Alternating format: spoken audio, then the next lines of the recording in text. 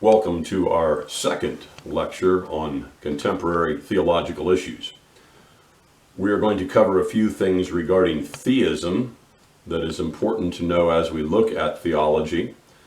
And as we do that, we are going to unfold some of the things that we see culturally going on in our world around us. And that's important that we understand how our theology is involved in our culture and society. And then as we look at that, we will start to unfold what some of these theistic ideas are. Today we'll talk about specifically atheism, pantheism, and theism. We will not discuss in much detail deism. We will do that in our next lecture. That takes up a lot of time. So today we'll get started by looking first at what atheism is.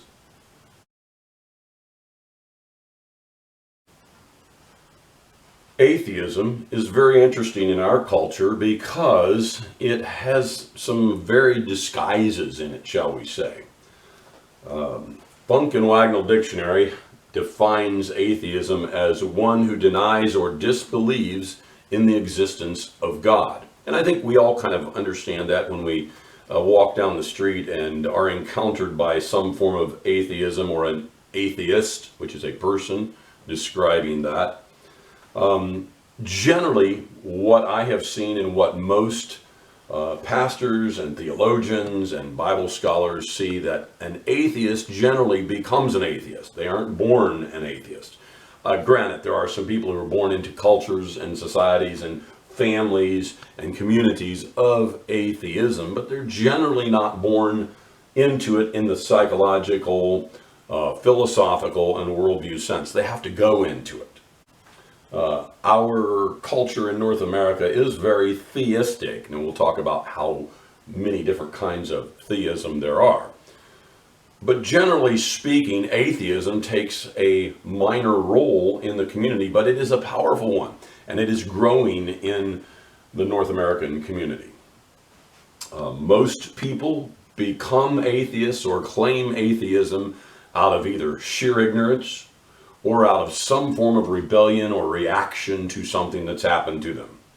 And generally that's something to do with the church or the synagogue or whatever it is that their first contact of religious or faith-based activity was. Most people don't grow up just being an atheist and don't know anything but atheism. And the actual concept and philosophy of atheism tells us that to be an atheist, you have to, at one point, kind of acknowledge that there is a God. So there's something to disbelieve in, or so that there is something that you can deny. And the act of denying what is there does not eliminate the fact that God, or a God, or gods, as we'll find out, exist. And that's a very important thing to understand when dealing with atheism. So, let's take a look at what we know about the psychology and spirituality of humanity. First of all, every human is a spiritual being, and every human spirit seeks a relationship with someone or something that's greater than themselves. It's just kind of the natural, instinctive way we grow up, we mature, and we develop in humanity. We want something that's bigger than us. We immediately realize, even on a subconscious level, our frailties, our shortcomings, those things which we do not have a handle on. And this is why we educate ourselves. It's one of the reasons why, because we want to step up. We want something greater. We educate ourselves in the presence of people or philosophies or belief systems that we see have potential to make us better. And that's why most people educate. They want a better job. They want a better situation in their level of employment, or whatever it is, or they want their own business, or whatever that is. We also enter into relationships because we're seeking something bigger than ourselves. It will be better if there's two of us. And even The scriptures tell us in Ecclesiastes chapter 4 that a threefold cord, that being one person, and God, wound together in a relationship, are stronger than those individual parts of the two people. And so we come together in relationships of marriage, in relationships of business, in relationships of social community activities and affairs to recognize the fact that we need something more. We are looking for something else. So atheism is in that mix. They're looking for something else. And every human spirit also is looking for someone greater in themselves. And that's why they create idolatry. And we don't think of idolatry in our culture as a bunch of statues sitting around behind us that we bow down to. We see idolatry in what we attach to and what we put importance on, and what becomes more important than our relationship with that supreme being becomes idolatry. And that is something we're looking for, to make step up or to find something bigger than ourselves. That's the nature of the human spirit. And so atheism, in its core issue, encourages a narcissistic element in the human spirit. And when we say narcissism, we're talking about that self-centered, self-focused, that self-deification.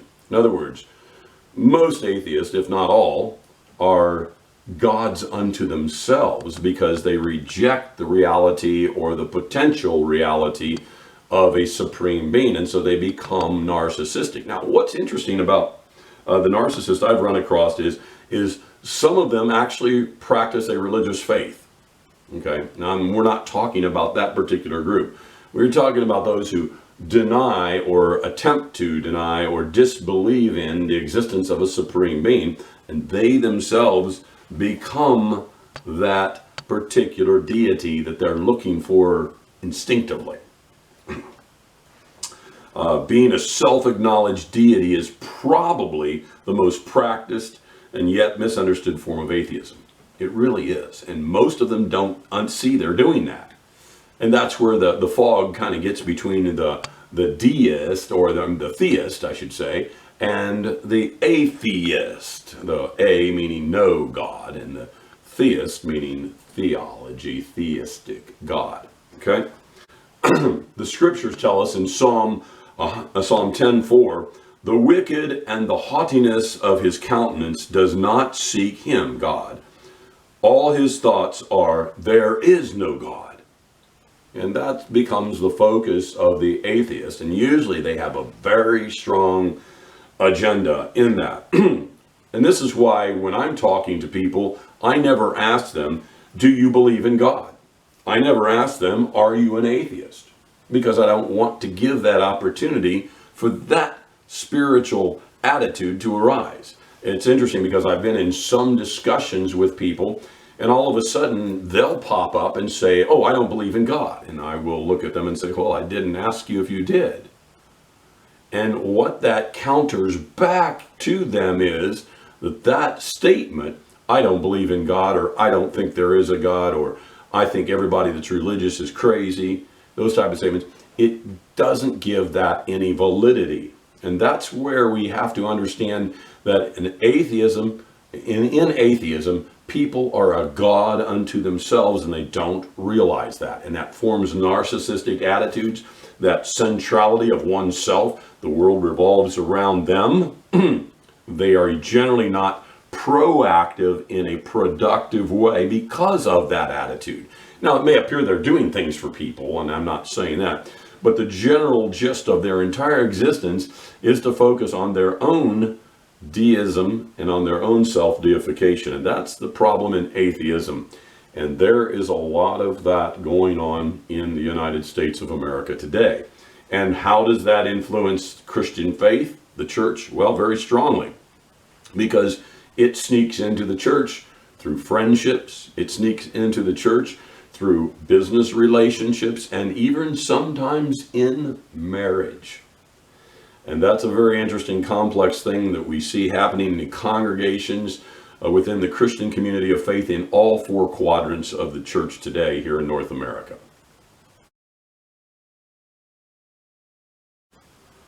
let's go on to look at what is called pantheism.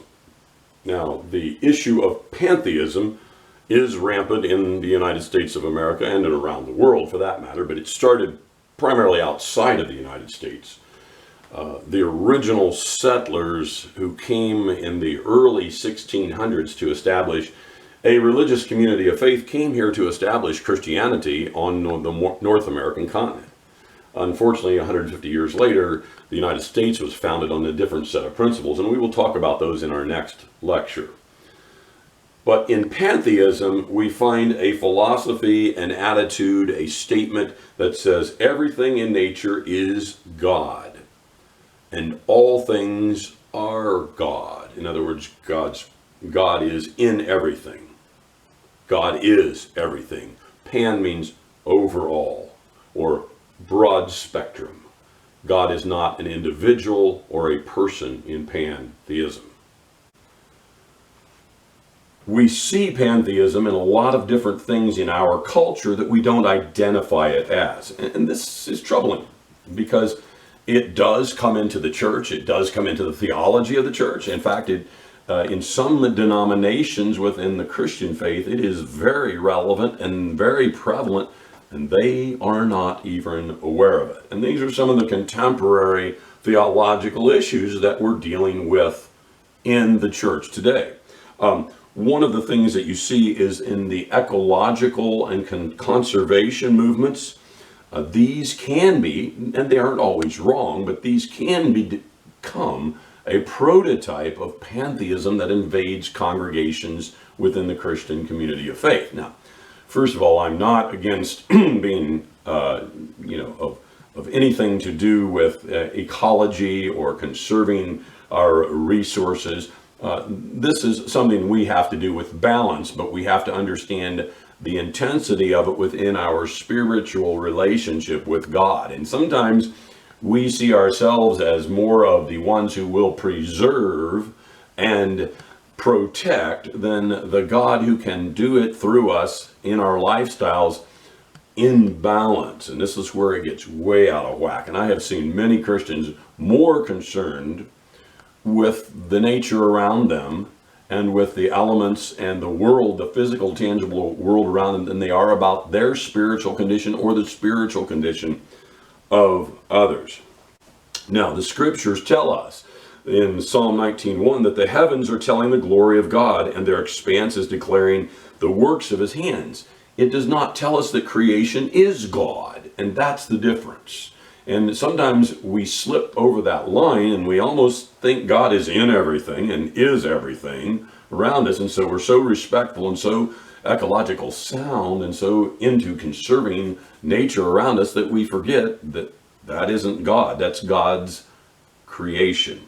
And so pantheism uses terms like Mother Earth and Mother Nature. And again, these terms aren't wrong. They're what I would call more slang than anything, but the term in himself isn't wrong. It's what the term becomes and means eventually as it swells and grows in the hearts of people. And this is where we have to keep all things in balance. This whole issue of pantheism can develop very subtly and does in a lot of Christian people. And they don't realize it because the world around them wants to believe that God is everything. If there is a God, it's just everything. You hear this particular form of shamanism in a lot of people where they say, I go to church out in the woods. I find God in nature. That's just pantheism.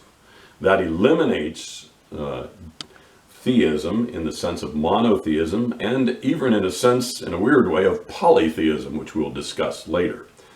This is important that we understand that this has invaded our nation, our country, our culture and society quite a bit.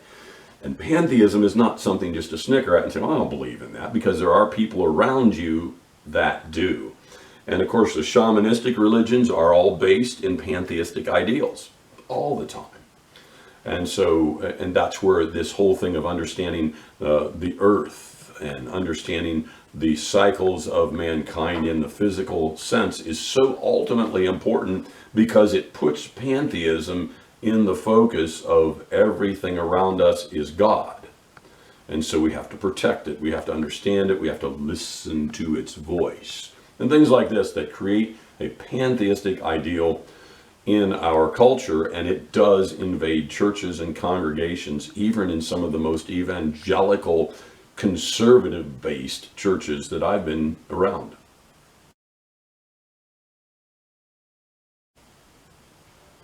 Now let's talk about theism, and we will discuss that in two realms. First of all, monotheism, and then polytheism. And it's a very interesting discussion. We hear a lot about this in the Christian faith today because of the other two monotheistic religions that seem to bump up against Christianity. And I use that word bump up against because we have to understand the relationship between them to understand what monotheism is in its fullest extent. Theism is a belief system that acknowledges the existence of a transcendent superior being or beings as creator or creators and the ultimate authority. Okay, so there's a transcendent superior being who has creative powers and is authoritative over that creation. And that is what theism is in its definitive text. But immediately beyond that, we have to understand that it is broken down into two categories that we want to discuss specifically here today. One is monotheism, and we'll talk about that because it's probably the most common to understand, not the most common practiced, but the most commonly understood form of theism. Monotheism, we see it in Judaism, we see it in Christianity, and we see it in Islam, primarily around the world. There are other slightly different and smaller versions of monotheism in the world, but they generally don't have a large population of followers, and they are generally thought to be, even in these three main religions of Judaism, Christianity, and Islam, cults unto themselves, or they're various very tight-knit groups, separate but connected only through genealogy or through their original traces. And so these forms of monotheism are very interesting, but they don't have much play in the world today. The main form of monotheism that we see practiced in Judaism and in Christianity and in Islam is ethical monotheism. And ethical monotheism is a practice in which God is the source, or the one supreme being is a source of and for the standard of morality. And that morality guides humanity through the various ethical and moral principles they encounter. So, ethical monotheism puts God as the informer, God as the lawgiver, God as the one who puts ethics and morals in the place of humanity so that they can use them, hopefully to be productive and spiritually sound and inherit some form of life thereafter. The biggest issues that come about between Judaism, Christianity, and Islam, or the Muslim faith, is this whole issue of who that God is. And of course, if you look at one God over all three of these religions, you have a very, very irrational situation. Because that one God is pivoting his people against his people. And that does not make for morality or for good ethical practices. And therefore, we have to come to a conclusion that if one God pivots a group of his people against another group of his people, that can't be ethical or moral. It's immoral, it's improper, it's killing your own creation. And if this is a God who respects his creation and loves his creation, then in the reality of that, that can't happen. And that's where most Christians, and unfortunately not all, but most Christians know that the God they serve, which would be the same God of the Jews, of Judaism, Yahweh God, as we would find him in the Old Testament of the scriptures, that God is the God that the Christians serve. Now, this is where it gets really complicated, and this is where it takes a lot more time than we're going to devote to it in this particular lecture, to understand that Islam has developed a different monotheistic, or a different form of monotheism, and thus the self-righteousness and the elitism of that religion counters back against Judaism and against Christianity, and therefore we have to question who Allah, their God, their one God, is. And also draw a line in the sand of identity and say it is not the God of Judaism and Christianity. And this is difficult, and it's really hard, especially for people who want to include everybody in the happy circle of life, to do that, because we don't want to offend people, we don't want to disagree with them publicly, and we don't have to be militant to disagree. We don't have to hate people to disagree with them. We all have disagreements with people we care about and even people we love.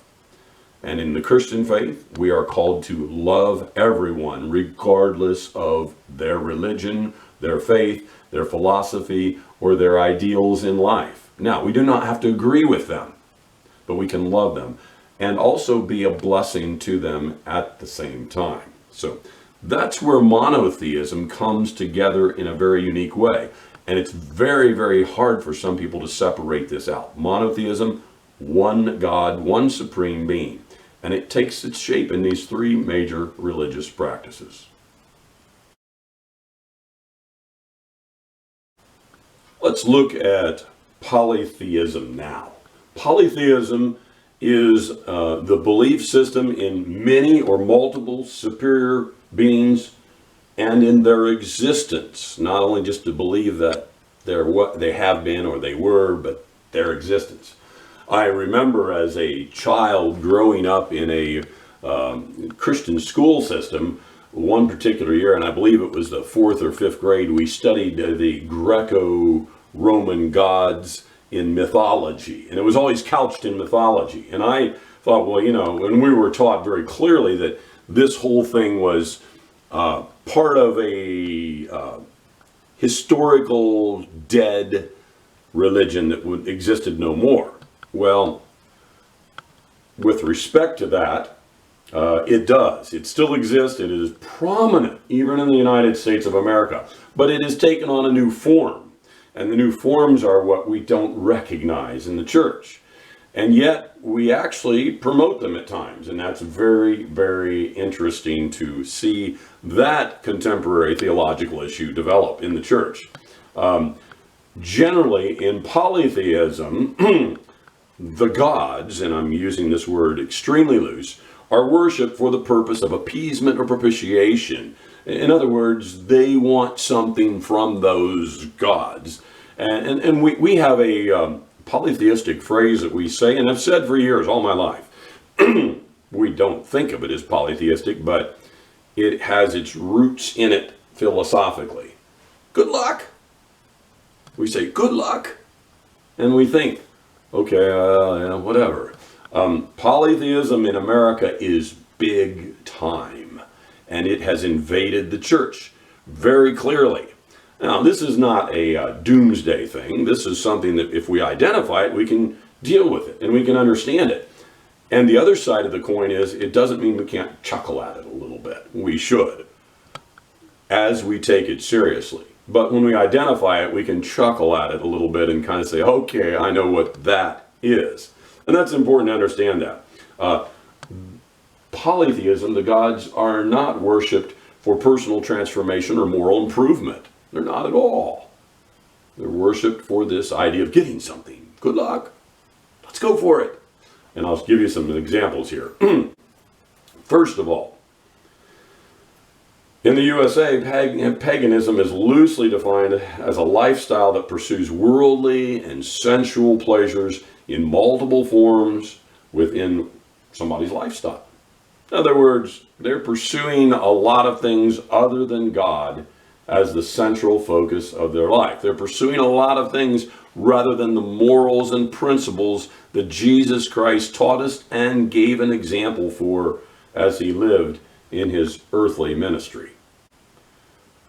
Now, that sets the stage for what I want to talk about in polytheism in this cultural setting. First of all, the polytheistic lifestyle is usually always dedicated to food, to sex, to entertainment, to sports, and power or politics.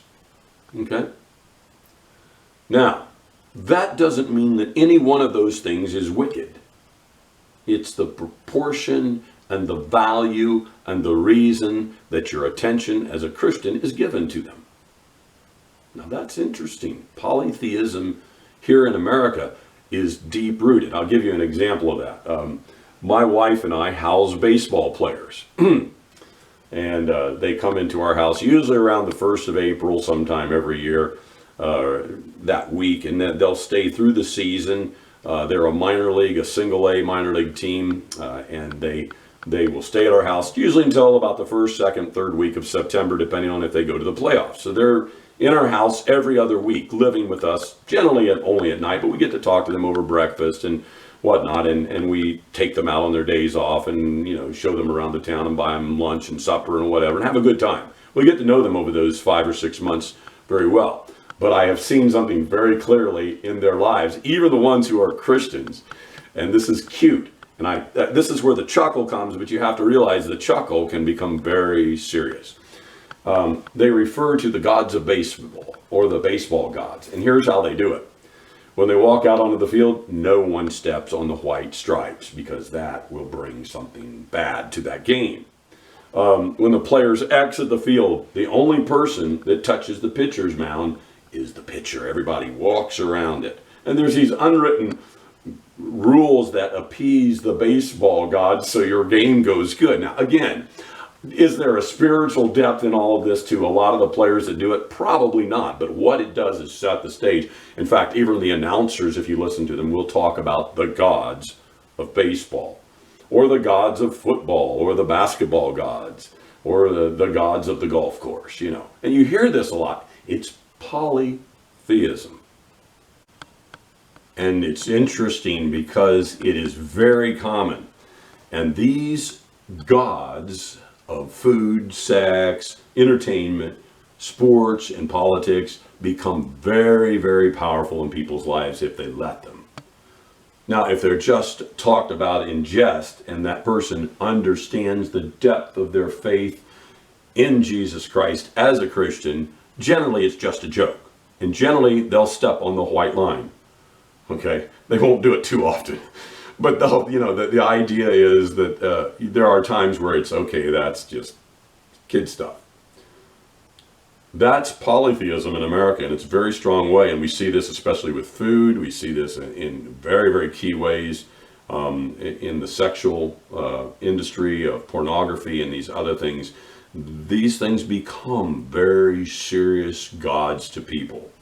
And the movie stars in entertainment and the politicians that we adhere ourselves to and think they are the pseudo-saviors of our world, this is where polytheism becomes very, very rampant, and especially in adhering to one's political party and saying they are the ones. That's polytheism also in a very, very subtle form that comes into the church, and there are a lot of churches that take a side of the aisle in the House or the Senate and say that's the ones, plural, and that can develop into a form of polytheism. Now, as we close this lecture, I would just like to say a few brief words about deism, because we'll be talking about that in our next lecture. Henry Theism, in his textbook, Lectures of Systematic Theology, gives a great definition for deism. He says, in deism, God is present in creation only by his power, not in his very nature or being. And we're going to break that open quite a bit as we look at what deism is, how it came to be very popular in the United States of America, and how it affects our lives as Christians and our theology, and how it is become very, very contemporary to us. Deism was initiated in the works of many of the Enlightenment thinkers of the 17th and 18th centuries, and obviously you can see how that would have plugged into those who were coming to America for various reasons and various purposes. We'll discuss that in our next lecture. I hope you've learned a little bit and enjoyed what we've discussed today.